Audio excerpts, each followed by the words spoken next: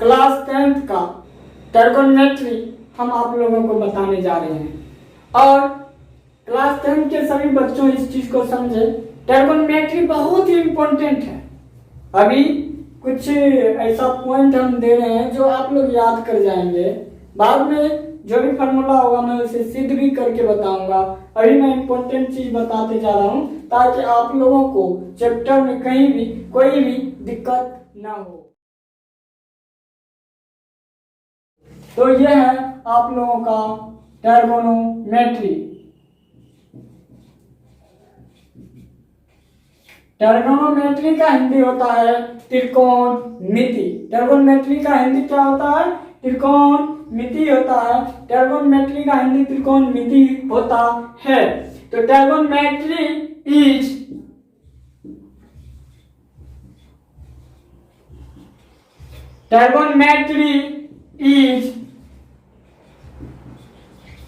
derived from two Greek words. Trigonometry is derived from two Greek words. Trigon equal to triangle and metron equal to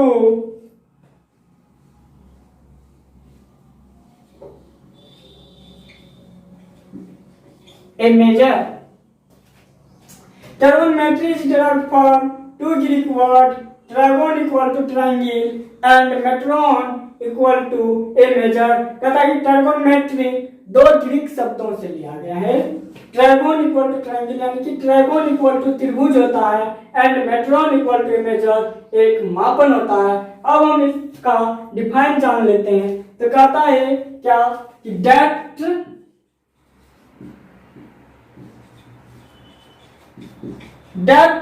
branch of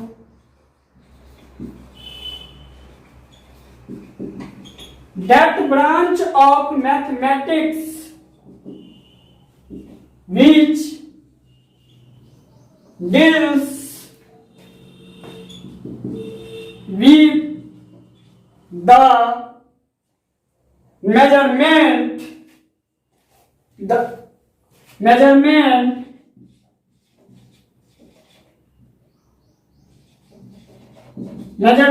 that branch of mathematics which deals with the measurement of the sides and angle with the problem allied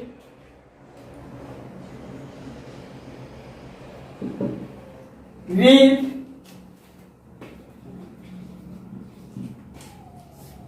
angles. Trigonometry is derived from two Greek words, trigon equal to triangle and metron equal to a measure. That branch of mathematics which deals with the measurement of the sides and angle with the problem allied with. कहा कि गणित का वह शाखा जिसके अंतर्गत त्रिभुज के कोनों भुजाओं एवं कोनों से संबंधित अन्य समस्याओं के बारे में सीखते हैं, उसे त्रिकोणमिति कहा जाता है। अब इसमें है सिंबॉलिक चीज, हम लोग सिंबॉलिक को जान लेते हैं। सिंबॉलिक में क्या होता है? तो जैसे एच को हम हाइपोटेन्यूस कहते हैं, HYPOTENUSE। हाइपोटेन्यूस मीन्स क्या होता है? तो कर्ण होता है। हाइपोटेन्यूस मीन्स क्या होता है? कर्ण होता है। P इक्वल टू परपेंडिकुलर होता है, P इक्वल टू परपेंडिकुलर होता है और B इक्वल टू बेस होता है। यानी कि H का क्या हो गया, हाइपोटेन्यूस हो गया। हाइपोटेन्यूस मींस क्या होता है, कर्ण होता है। P का क्या हो गया, परपेंडिकुलर हो गया। B का क्या हो गया, बेस हो गया। और इस पर आधारित हम एक फिगर को जान लेते हैं। तो फिगर देखिए, ये ABC है। आप लोग जानिए, ये इसको हम AC को क्या कहेंगे, तो हाइपोटेन्यूस कहेंगे। हाइपोटेन्यूस, इसका सिंबॉलिक H होगा। और इसको में जो है परपेंडिकुलर और बेस चेंज होते रहेगा जब हम एंगल के अनुसार चलेंगे तब। लेकिन अभी फिलहाल देखिए, हम इसको परपेंडिकुलर कहेंगे, PER, परपेंडिकुलर, और नीचे वाला को बेस कहेंगे। यह बहुत इंपॉर्टेंट है, इसे सब लोग नोट करें और इसे अच्छे तरह से समझें। यह कंपटीशन में भी, 11th में भी और 12th में भी रहेंगे। आपको यहां तक कि यह ऐसा पॉइंट है आपके हमेशा याद रखना पड़ेगा। और अब हम चलते हैं, ये पॉइंट शायद आप समझ गए होंगे, और फार्मूला पे हम लोग चलते हैं जो बहुत ही सम और इम्पोर्टेंट फार्मूला है। हम उस लोग को जान लेंगे, उस सब फार्मूला को हम देख लेंगे, जान लेंगे और समझ लेंगे। तो अभी हम लोग सिंबॉलिक टर्म को समझे। अब देखिए क्या होता है। तो अब टर्म ये है कि जैसे H स्क्वायर इक्वल टू क्या होता है, तो P square plus B square होता है। आप एक टर्म को समझिए, एक ही टर्म आपको अच्छे से समझना है और ये याद हो जाएगा। H square equal to P square plus B square, यानी कि कर्ण का स्क्वायर इक्वल टू लंब का स्क्वायर प्लस आधार का स्क्वायर होता है। H का हिंदी यानी हाइपोटेन्यूस का हिंदी कर्ण होता है, परपेंडिकुलर का लंब और B बेस आधार। तो जो हिंदी मीडियम में है वो अपना हिंदी में नोट्स कर लेंगे।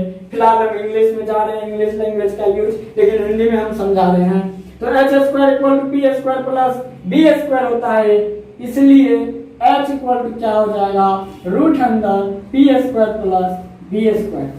आप लोग ये जानिए कि इस पे रूट क्यों आ गया, तो आप पहले से भी समझे होंगे और बच्चे में भी पढ़े होंगे कि जब इस पर का स्क्वायर हट जाएगा तो स्क्वायर हटते ही हम क्या करेंगे, H पर रूट दे देंगे, रूट दे देंगे और तब यह आ जाएगा रूट में P square plus B square.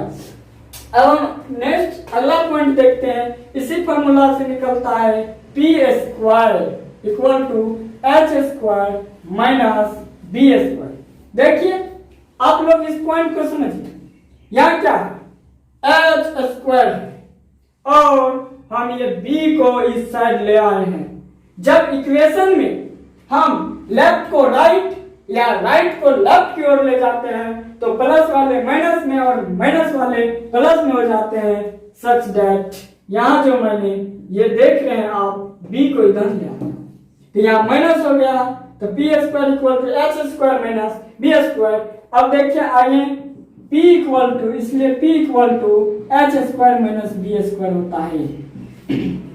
अब फिर अगला पॉइंट समझिए, इसी से फिर मैं अगला पॉइंट ले रहा हूं, इसी से मैं फिर अगला पॉइंट ले रहा हूं। आगे का पॉइंट क्या है, तो B स्क्वायर है। क्या है, B स्क्वायर यानी बेस का स्क्वायर यानी आधार का स्क्वायर इक्वल टू क्या हो गया, तो H square minus P square. ये आपको जानना होगा, बहुत ही अच्छा टर्म है और ये शायद आप नीचे क्लास में भी पढ़े होंगे। और इस चीज को समझिए कि ये क्या है, B square equal to H square minus P square. यहाँ इसलिए B इक्वल टू क्या हो गया, तो रूट अंदर H square minus P square आ गया। आपका यहां तक का टर्म अभी तक में आया है।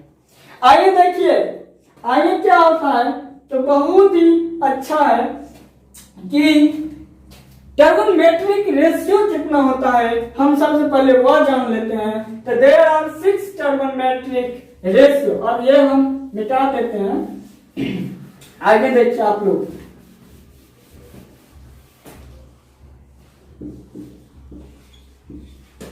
There are 6 metric ratio. There are 6 trigonometric ratio। त्रिकोणमितीय अनुपात 6 होते हैं। कौन कौन होते हैं? तो sin theta, cos theta, tan theta, cot theta और sec कोसेक होता है। आज मैं उन्हें देखिए फुल नाम और शॉर्ट नाम में भी लिख देता हूँ। FULL full name and short name. आप लोग इसे नोट कर लेंगे। पहला क्या हुआ? साइन थीटा इक्वल टू क्या होता है? Sine theta. दूसरा होता है कोसाइन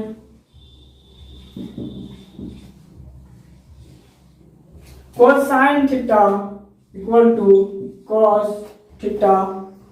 तीसरा होता है tangent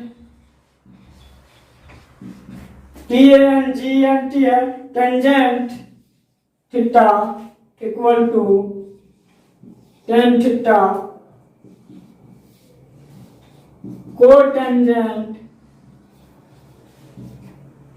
cotangent theta equal to cot theta.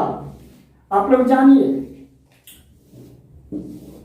अब होता है सेक। सेक को क्या कर देते हैं? फुल नेम में सेकेंड कर देते हैं, तो होगा secant theta equal to sec theta. और छठा टर्म है को सेकेंड थीटा इक्वल टू क्या हो जाएगा? कोसेक थीटा हो जाएगा। देखिए साइन में ऐसा है कि साइन थीटा, इससे ई हट गया, यहाँ शॉर्ट हो गया। साइन में ही को जोड़ दिए, सीओ को मतलब कोसाइन हो गया।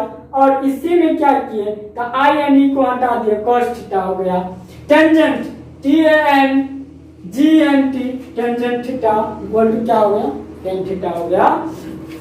Cotangent COTANGENT cotangent theta equal to cot theta हो गया। Secant SECANT secant theta equal to sec theta हो गया। और cosecant theta equal to cosec theta हो गया। अगला टर्म अब हम लोग जानेंगे। इसको समझ गए आप लोग? समझ गए होंगे शायद। अगला टर्म है sine theta equal to P/H, cos theta equal to B/H, tan theta equal to P/B। जानिए इसी का उल्टा हो जाता है, इसी का उल्टा हो जाता है। साइन थीटा का कोसेक थीटा H/P, cos का सेक थीटा उल्टा लीजिएगा H/B और tan थीटा का cot थीटा लीजिएगा B/P। मुझे लगता है कि शायद आप लोग समझेंगे। साइन थीटा इक्वल टू क्या होता है? P/H होता है, यानी perpendicular by hypotenuse. cos theta equal to B/H होता है, बेस बाय हाइपोटेन्यूज। और tan theta equal to P/B होता है, परपेंडिकुलर बाय बेस। आप लोग इसको एक फॉर्मूला के आधारित भी याद रख सकते हैं। जैसे आप लोग देखिए साइन थीटा का P/H, cos थीटा का B/H और tan थीटा का P/B। इस पर एक छोटा सा ट्रिक है जिसे आप याद कर सकते हैं। याद हो गया ट्रिक तो बहुत इंपॉर्टेंट है। देखिए ये क्या है? तो P/H, B/H और P/B ये रहा ना आपका क्या है? पंडित बद्री प्रसाद हरि हरि बोल सोना चांदी तोल। देखिए मेरे प्रिय बच्चों, यह आपका शॉर्ट फॉर्म है। पंडित बदरी प्रसाद हरी हरी बोल सोना चांदी तोल। इसका मतलब क्या हुआ? तो पंडित परपेंडिकुलर, पंडित बदरी बेस, प्रसाद परपेंडिकुलर ही होगा पी से। जब ये पी आएगा तो परपेंडिकुलर यानी लम हो गया। तो क्या है? हरी हरी बोल यानी कर्म कर्म बोल, यानी कि एस सोना चांदी तोल। मतलब सोना क्या हो जाएगा? तो पी बाय एच हो जाएगा, चांदी बी बाय एच और तोल पी बाय बी। तोल पी बाय बी को तोलो। तो आप लोग इस तरीके से भी इसको याद रख सकते हैं। यह छोटा सा ट्रिक जो कि मैंने बोल दिया कि पंडित बदरी प्रसाद हरी हरी बोल सोना चांदी तोल। अब मैं इस पॉइंट को हटाता हूँ, आगे के लिए चलता हूँ, जो कि आप लोगों के लिए बहुत ही इम्पोर्टेंट है। आप लोग लिख देंगे सम इम्पोर्टेंट फॉर्मूला। हाँ लिख लीजिए, सम इम्पोर्टेंट फॉर्मूला। देखिए पहला है sine theta into cosec theta equal to 1। आप ये अगर समझ जाएंगे तो मेरा सारा वीडियोज आप समझिएगा। ट्रिगोनोमेट्री में कहीं भी आपको मुश्किलें खड़ा नहीं होंगे और ट्रिगोनोमेट्री चुटकी बजाइएगा और बन जाएगा। बहुत आसान है। लोग को हार्ड समझ में आता है लेकिन हार्ड नहीं है। मेरे प्रिय बच्चों आप ध्यान से देखिए ना, क्या है? Sine theta into cosec theta equal to 1। Only इसको हमको याद रखना है। Sine theta into cosec theta equal to 1। इसके अलावा नहीं, इसके अलावा तो हमको याद वही जाएगा। देखिए साइन थीटा इक्वल टू क्या हो जाएगा? तो 1 बाय कोसेक थीटा हो जाएगा। दूसरा क्या है? तो कोसेक थीटा। अच्छा आप ये बताइए कि साइन थीटा इक्वल टू 1 में कोसेक थीटा क्यों हो गया? जानते हैं इसका मुख्य वजह है क्योंकि ये इंटू में है। Sine theta into cosec theta equal to 1 है, और जब ये इंटू में रहेंगे तो इसमें से कोई एक डिवाइड में आ जाएंगे। कोई भी डिवाइड का पॉइंट मल्टीपल में चला जाता है और मल्टीपल का पॉइंट डिवाइड में आ जाता है। तो साइन थीटा इक्वल टू 1 में कोसेक थीटा आया, cosec theta equal to 1 by sine theta होगा। दूसरा फॉर्मूला आप देखिए जो कि फिर आपको याद ही रखना होगा। तो क्या है दूसरा formula? cos theta into sec theta equal to 1। आपको ये फॉर्मूला याद रखना है। ये एगो याद है तो ये दूसरा ये भी याद रखना होगा, तभी 2 पॉइंट निकलेगा। ये मत समझ लीजिएगा कि हमको ये याद नहीं रखना होगा, ये भी वैसे आ जाएगा। टर्म याद रखना है। एक टर्म याद रखें, दूसरा टर्म याद रखेंगे। cos theta into sec theta equal to 1, तो cos theta equal to 1 by sec theta. और दूसरा टर्म क्या है? तो sec theta equal to 1 by cos theta. यह टर्म है। आप लोग शायद समझे होंगे ये कि cos theta into sec theta equal to 1, तो cos theta equal to 1 by sec theta equal to 1 by cos theta. अब तीसरा टर्म इसका है tan और cot का। तो तीसरा टर्म हम लोग याद रखेंगे tan theta into cot theta equal to 1। तो tan theta into cot theta equal to क्या आया? 1 आया। तो tan थीटा इक्वल टू क्या आ जाएगा? tan theta equal to 1 by cot theta आएगा, और cot थीटा इक्वल टू क्या आ जाएगा? तो cot थीटा